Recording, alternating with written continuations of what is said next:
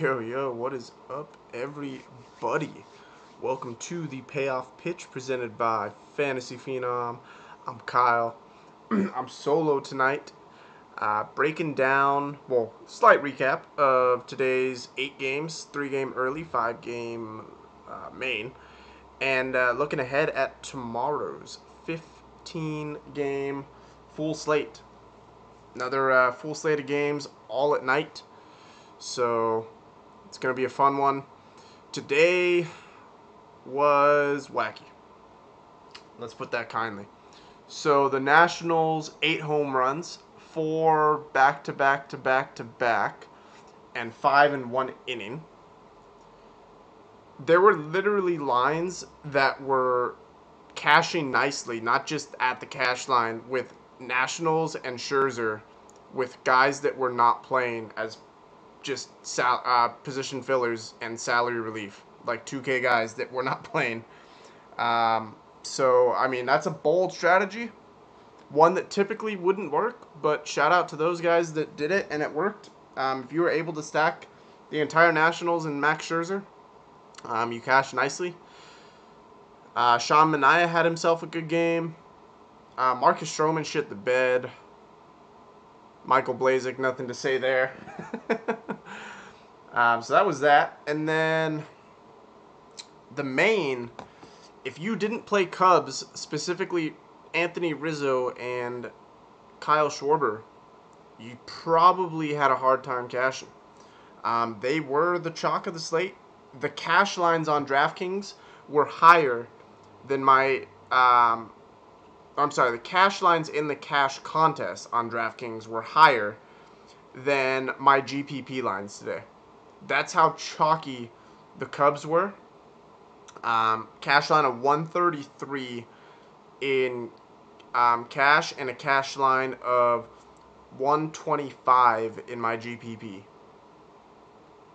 So, yeah, that was tonight, man. I didn't play any Cubs.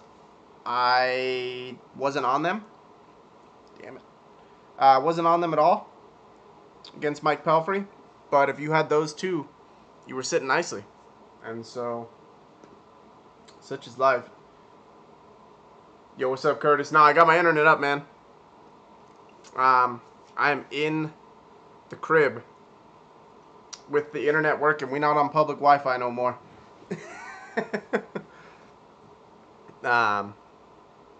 It's still, I don't have my desk set up, but, you know, I'm on my bed doing this and for the time being until I'm able to actually set everything up. We're still in the rebuilding process, so yeah, if you had Schwarber and Rizzo, man, you were sitting pretty.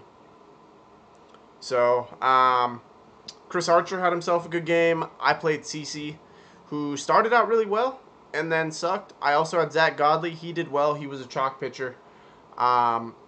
Lester had himself a decent game. Jose Abreu had 2 home runs tonight. So, yeah, a lot of good spots to go today. But, with that said, 15 games tomorrow. Dallas Keuchel makes his return. Danny Salazar makes his second start. Yo, what's up, Rob? Had both, but shitty pitchers. Yeah, that's... I had CC, man. 4 points. Fantastic job from CC. And you know what I've been noticing, man? It's weird. I win every other day. Now, hopefully that doesn't... Knock on wood. I don't fucking have wood around me. I'll knock on my laptop. And my dumbass, I was sitting here today, right? And I was like, I'm playing light today. And then after the lock show, I was like, you know what? I kind of like my lines. I'm going to throw them in a couple more. I like them a couple more. And ended up losing my whole buy-in. That's pretty much how it's been. So I cash really, really nicely, and then I lose my whole buy-in. Now, of course, I'm still mad profitable on the week because I've been doing GPPs. And so that's benefited me. When I win, I win. But if that trend continues, I should do well tomorrow, and then I'm going to play light on Saturday. So we'll see. Hopefully that's the case, but We'll see, man. It's been like that for a week, literally. I've won every other day this past week, the last 7 days. So hopefully tomorrow that continues. And another thing we were talking about in the lock show today as well. I really think in DFS, you have to lose to win. It's something I'm really, really, I feel strongly about at this point. I'm looking back, right, at when I started with DFS and NBA and et cetera, et cetera. NBA, when I first started, because I played DFS here and there before I started doing this in, sports world back in the day. But never big time, right? And so I'm looking back, and when I started NBA, man, I cashed a couple times, but overall I was not profitable. It was not good for me. Baseball, like, I started to make some strides. I was still losing a little more than I was winning. And then now I've found my stride, right? And now I've just been extremely profitable over the past month. And what I mean by lose to win is you kind of have to make your donations, right? FanDuel and DraftKings get you with those big tourneys. They sucker people in, and it's like, oh, you can win this much money. But if you've never played daily fantasy before, there is a steep learning curve, right? And so it's not as easy as you just set a lineup and you hope to win. I mean, there's luck, right? You can hit the lotto in those GPPs, absolutely. Some guys have done it. But you really have to put in the time, and I advise you, if you're struggling, play light, because you're gonna donate for a little bit, right? It took me a couple months to become profitable, but for the most part, I think you really have to kind of pay your dues to learn what to do. You play some head-to-heads with sharks, see what they're doing, how they're building their lineups and single entries, reverse engineer, and once you get that down, once you've kind of paid your dues, then you start to become profitable. And at that point, then you start to become a winner. And a lot of people don't have the patience, nor they're not smart with their bankroll. I wasn't when I started NBA. I thought I knew what I was doing. When I jumped in there, I was like, fuck it, dude, I'm going hard, and didn't work. Lost some money in the NBA. But long story short, pay your dues, ride it out, because DFS is a long ride. It's an everyday up and down thing. There will be bad days and great days, but overall overall, man, you're looking to become profitable over the length of the season or the year, even then. So. All right, Atlanta at Philly. Julio Teheran and Jeremy Hellickson. Jeremy Hellickson has been pitching well as of late, actually. He's got an xFIP of 3.2 in his last couple starts, a K rate of 28%. Atlanta, not so great on the road versus righties. Only a 310 WOBA against. And then, I like the K rate. They're not a huge strikeout team, so there's that. But there's worse options. He's a pay down option for me. And then Julio Teheran was someone I looked at. He's a little expensive, but Philadelphia does strike out. And Teheran is better on the road. But here's the thing is, Philadelphia has been swinging the bat well as of late. And I don't know if they're the spot I want to target, not for $8,100, which is what Teheran is, and $78 on FanDuel. On FanDuel, I don't think Teheran is your one pitcher, right? I couldn't do that. But DraftKings, I was considering them, but the more I think about it, don't think I go there.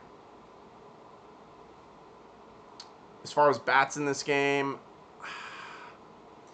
you know what? Teheran may be an example of, if you don't want to pitch Teheran, you might play some of the Philly bats. Freddie Galvis, Cesar Hernandez, Nick Williams, Odubel Herrera.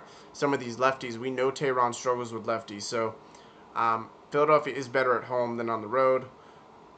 So that could be a spot you look at tomorrow. But it is a 15-game slate, so you got to pick your stacks. And maybe Philadelphia, you don't go 4 deep. Maybe you just pick a couple one-offs. Nick Williams has been hot, so I'd look there. Colorado and Washington. So Colorado has been one of the hottest teams in the league. Washington, before the day, was not. They were one of the worst teams in the league over the last 14 and 7 days. Obviously, those numbers will change a little bit after today's results. 8 home runs in a game will do that. I really, really like Tanner Roark tomorrow. He's 7,500 on DraftKings and 77 on FanDuel. He's got a K rate of 30% over his last couple. The Rockies on the road are still not good. Right? There's still the Rockies on the road. So I do like Tanner Roark's spot tomorrow. He's going to go low owned. I don't think people are going to look at him as having good games. I think they're going to look at the season stats, see that he's not been good. He's got an xFIP under 3. No home runs in his last 3 starts. I like those numbers. So, yeah, I like Tanner Roark's spot tomorrow. And then German Marquez also, I think, is a worthy look. He's 67 on DraftKings and 65 on FanDuel. He holds a K rate of 32% over his last couple starts, an xFIP of 2.2. He's pitching even better than the numbers indicate. And as I mentioned before today, Washington was cold, man. So I do think that this ends up being a pitcher's duel for the most part. Washington's bullpen is still not good, so maybe Roark doesn't hold on to that win if they give him a lead, etc. But I still like him to go 6 innings, maybe 7, get some strikeouts against Colorado tomorrow. They don't have a problem striking out, so there is that. Tampa Bay at New York. Tanaka has been pitching fantastic as of late as well. 26.8% K rate, an xFIP of 2.6 over his last couple. And then we have Austin Pruitt, who has not been fantastic this year. And the Yankees have been hot. So I do like some Yankee bats tomorrow. Aaron Judge, Clint Frazier, Didi stays hot. I think I love that. So there are some bats to go here in the Yankees lineup against Austin Pruitt. Their best split is at home versus righties. They hold a 223 ISO and a 21% home run per fly ball rate. So I like that. And then it goes without saying, will not have Tampa bats tomorrow against Tanaka. I do think he is in a good spot. He's been pitching well. That splitter has been working for him. So not a spot I want to target. Also, Tampa on the road strikes out a ton. Well, they strike out a ton regardless, but on the road as well. So, Angels and the Blue Jays. J Happ is in a good spot. The Angels have not been good of late, but J Happ has not been good of late himself. He holds an xFIP over 6 over his last couple starts. No strikeouts. He's got an under 10% K rate against a team that doesn't strike out as is. So, I don't see upside here for J-Happ. Maybe a safe floor. Maybe he goes 5-6 innings, gives up 1 or 2 runs, but that's not a DFS play to me. I don't see any K upside here. Not against this Angels team that doesn't strike out as is. So, not going to go there. And then Parker Bridwell. I can't stack Toronto right now. They're just not good. So, I do like fading this game overall, really. On a 15-game slate, I don't think this has any DFS appeal to it. Rob says I should probably play the Yankees again today. If I don't, my trend is if I fade them after playing them the day prior, then they go the F off. Happened with Miami yesterday. Tom Kohler and Sal Romano. Cincinnati is really, really, really cold right now, but Tom Kohler's not a good pitcher. Do I want to try and figure out which side is going to get the advantage here? Probably not. I don't think I stack Cincy. But I'm definitely not playing Kohler. And then Sal Romano pitched brilliantly his last time out. And Miami, they had a good game today. They scored 5 runs. Not bad. 22 runs is a little unrealistic expectation for them to do that again. Kurt has asked, do I always stack? I always stack. Always. I have at least a 4-man stack in every single lineup I'd make. Sometimes it's 5 deep, sometimes it's 4, and typically I try and stack 2 teams. That's it. I will do a one-off if I have to. I'll do 3 teams on certain slates. I actually have 3 teams I like tomorrow, but typically I go 4-4, 5-3, 4-3-1, or 3-3-2. Those are typically my stacks, and I always only make one lineup per slate. That's just what I do. I make one lineup. I give it my best shot, and I throw it in all the entries I do. So, yeah, I'll go 5 deep, man. If I really like a spot, I will go 5 deep because I don't want to miss out on that explosion, right? Like if you had 5 deep on Miami the other day, you're cashing. You're winning shit. You're not even cashing. You're winning. Yep. And the thing I've noticed is if you look at a lot of the winning lines, it seems simple. A lot of the times, the winning lines are 2 4-man stacks, a 5 and a 3, a 4-3-1. It's very rarely one-offs and cherry picks. So I try and stick with that. I see that, it works for people, and I've had success doing it. So,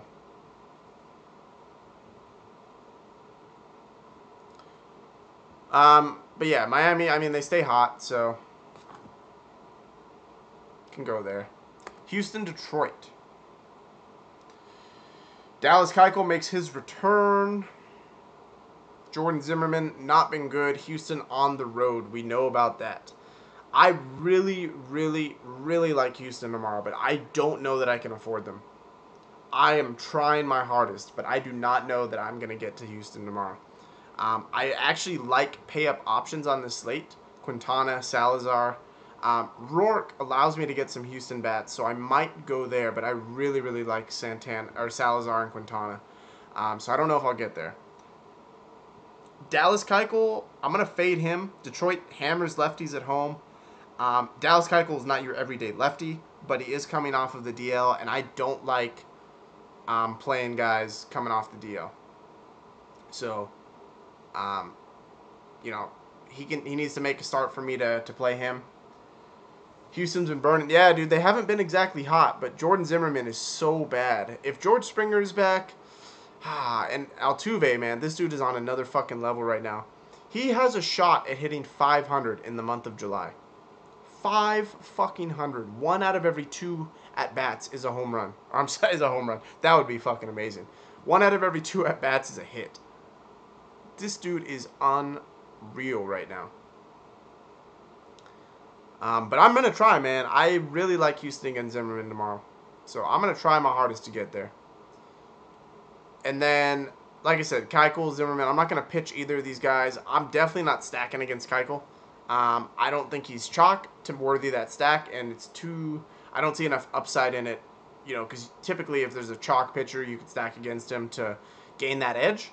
But I don't see enough upside in stacking Keuchel, and I don't think he's chalk, so... Kansas City, Boston. I fucking love the Royals tomorrow. And I don't think anybody's going to be on them. David Price has been pitching good. Well, sorry for the grammar. He's been pitching well. Kansas City is the new Houston right now. They have just been absolutely tearing the cover off the ball. Their best split is away versus lefties. And the righties in this park have that short porch the green monster in left. Yeah, I only do 1 lineup per slate, man. I entered in multiple entries, but it's only 1 lineup, right? So I'll have, I'll play a double up, I'll play single entries, blah, blah, blah, but 1 lineup across the board. I don't like to play against myself. I don't like stacking different places and rooting for, these stacks, and that hurts me here and there, blah, blah, blah. But Kansas City, man, Merrifield, Bonifacio, Perez if he plays. I like Moose, but I don't think I can do it against the lefty. Not against David Price, who's pitched lefties really well. Kane. Escobar is a great shortstop punt, in my opinion, tomorrow. So I'm stacking KC, man. I really am. I love them. They've been hot. That's kind of been my strategy that it's been working, is I play hot teams. I ride it until the wheels come off. And sometimes they don't live up to it, but that's baseball. But just riding the hot teams, and KC is one of them. They have 18 home runs in their last 7 days. I don't know how I fade that. And I think they're going to have super low ownership on a 15-game slate and versus David Price. Sign me up. And then Jason Vargas hasn't pitched well either. Boston, again, not a home run hitting team, especially not at home. Oddly enough, they're worse at home than they are on the road. I don't find myself getting there. I don't think I go to Boston tomorrow. Yeah, Hosmer, dude. And you know what pissed me off? Is I had Hosmer and Moose in my lineup, and I changed them. I won money the other night, 2 nights ago, but I would have won even more had I played those guys. I probably could have taken down a GPP. I think I finished like 8th in a GPP.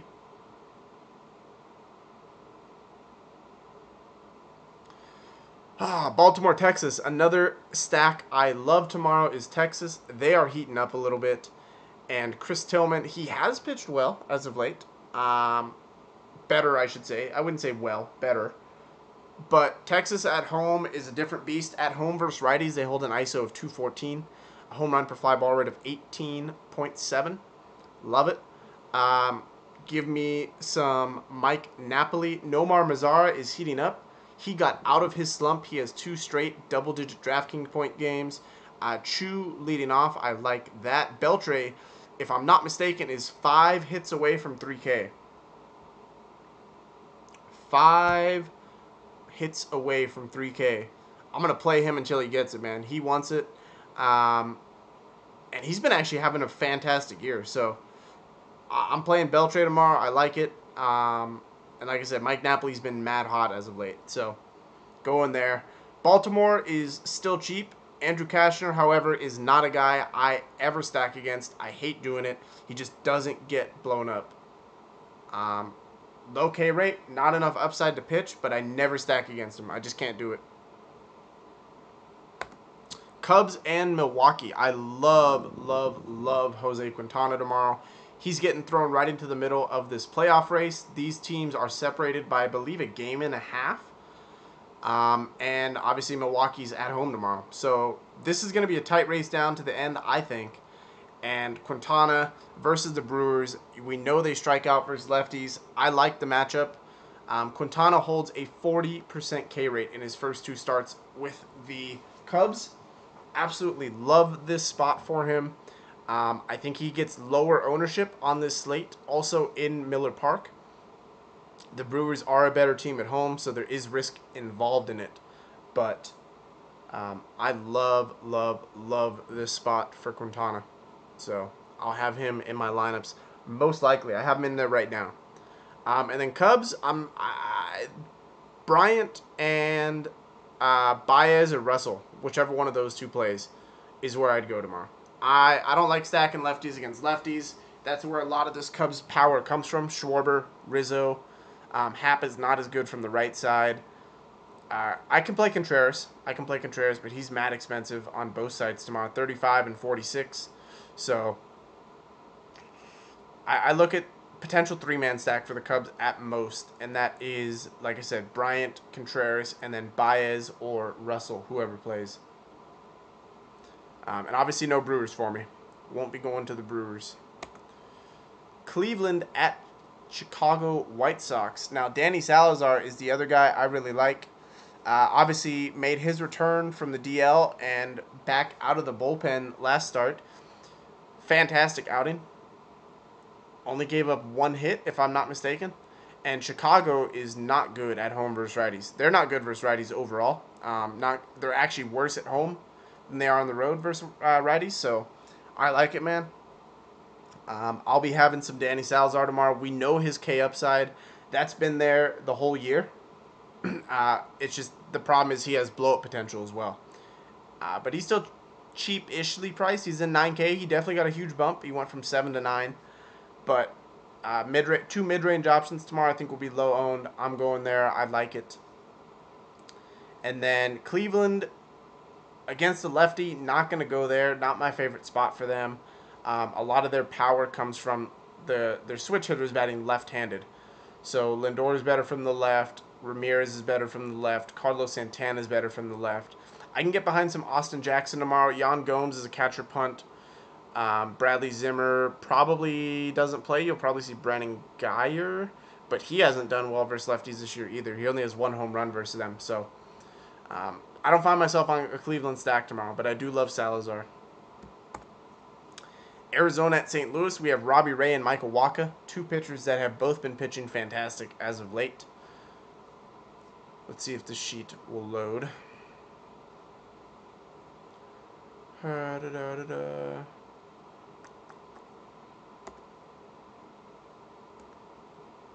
it is.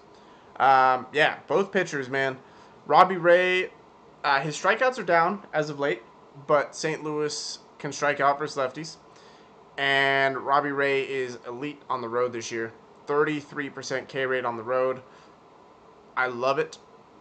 And Michael Wacha, over his last couple starts, holds a 25.5% K rate. Arizona on the road is still a thing. Besides JD Martinez's grand slam today, wasn't much going on for them. So maybe he gives that offense a boost on the road and he can kind of change their fortune. But other than that, man, sad Arizona on the road. I like Michael Wacha at home tomorrow. So I have zero issue pitching both these guys at each other. Robbie Ray is 94, Michael Wacha is 86. So Robbie Ray is in that same price range of Quintana and Salazar. So there are some definite options on tomorrow's slate. And like I said, Michael Wacha, kind of a pay down option. He's 83 on FanDuel, 86 on DraftKings. So lower mid tier. Gonna try your single lineup technique tomorrow. Never realized I was playing against myself. Yeah, man, that's just always been my thing, right? Unless you're in one of those multi-entries, right, on FanDuel or DraftKings where you have 150 entries. My thought process is always this, right? If you're playing, let's say you have 10 entries in that, and I have, it works for some people. It just doesn't for me.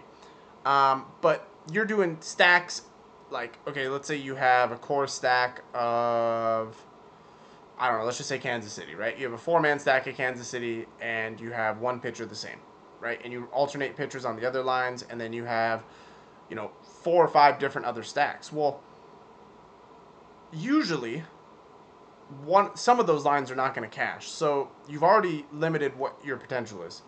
Now you're banking on one of those lines to absolutely hit big. And you're playing 10 lines, and some guys are playing 150. So I just don't like it, man. And in single entries, it's my thing, man. I stick to single entries, and if I only get one line in a single entry, I'm gonna play one line, in all my single entries. Exactly, Rob. It's only good when you play against yourself if you win big enough to make them make back the losing lines. 100%. That's exactly what I'm trying to say.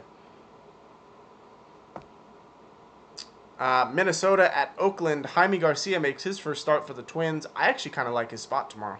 Oakland's been striking out a ton of late.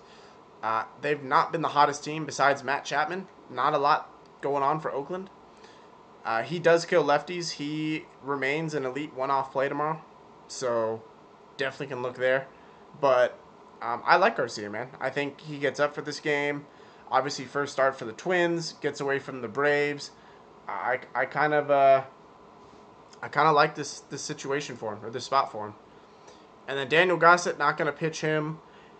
Minnesota on the road, not as good as they are at home, so not going to play them either. This is going to be a game fade unless I play Jaime Garcia. New York Mets at Seattle Mariners. Ariel Miranda has been elite at home this year. Holds an average against under 200, a WOBA of 255 at home. Limiting hard contact to 27%. He does have a fly ball issue.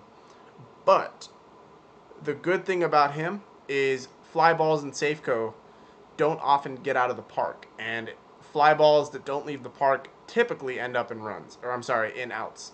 And so if he's giving up fly balls but they're not hit hard, typically can of corns. So he has that working in his favor. Put him in Coors and it probably doesn't end the same. But he gets the benefit of a very nice pitcher's park. Mets' best split is away versus lefties, for what it's worth, though. I don't think I'd pitch Miranda tomorrow. I don't know how much I am on a Mets stack. I do kind of like Wilmer Flores if he plays. I like Travis d'Arnaud if he plays, and I like Yoenis Cespedes. So I do have Jaime Garcia in my pitcher pool. Yes, I do. He is 6,900 on DraftKings tomorrow. That is a pay down option for me. So I do like some Mets bats tomorrow, which is enough to put me off Miranda. Do I stack them? I don't have them right now. I always like to make a preliminary line before I do the show, and I didn't find myself rushing to stack Mets, so probably ends up being another game fade for me. Not the best park for me to hit or play bats in. And then Rafael Montero, not going to play him. Just don't like his upside. We have Pittsburgh and San Diego. I love Dinelson Lamet. I've loved him all year. I still think his slider is nasty when on. He still struck out quite a few Rockies in his last start. Obviously, in Coors, though, when that pitch hangs, not looking good for him. So, I do like his spot against Pittsburgh. Now, Pittsburgh does not strike out a ton, but Lamet does have a ton of K upside, so something's got to give here. If he can get 8 Ks, I think I'd be happy, right? If he goes 6 innings to get 8 Ks, he pays off his price at 7,300, 79 on FanDuel. So that's the thing. On FanDuel, I don't think he's my only pitcher.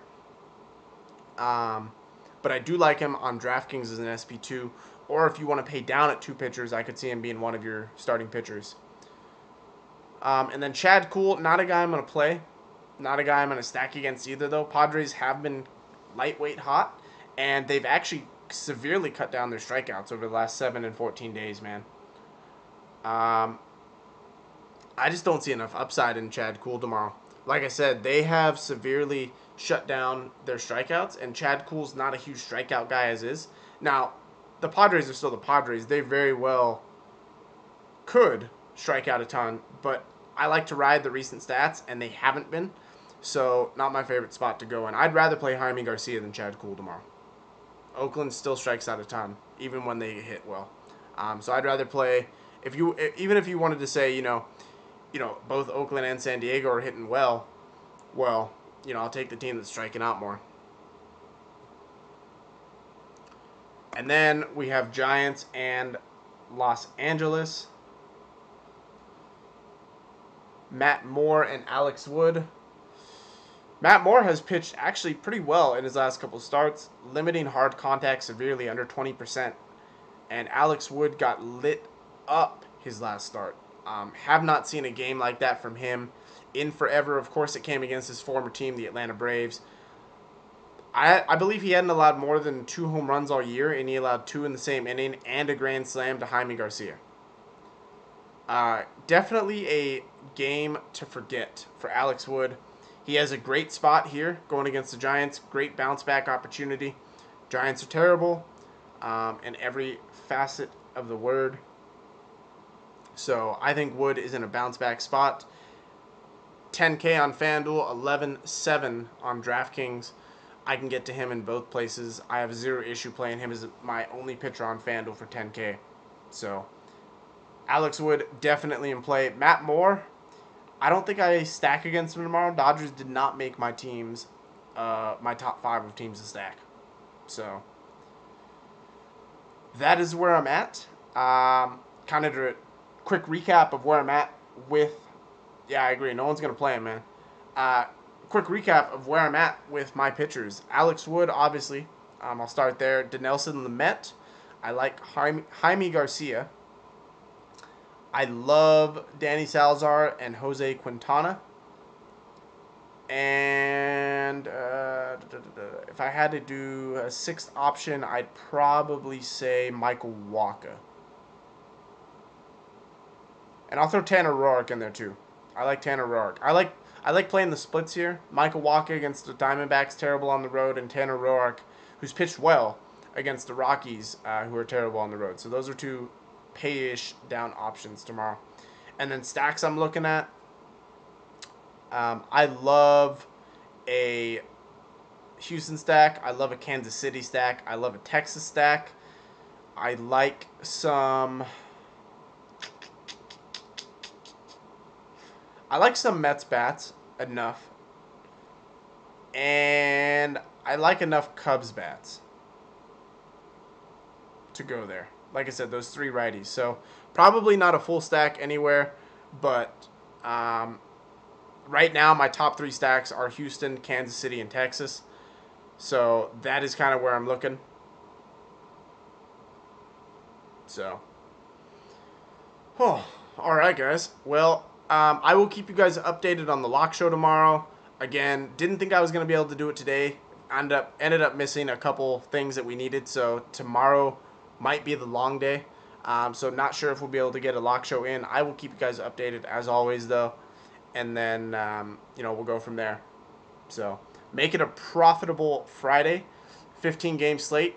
Tough to tackle, but Phenoms can do it.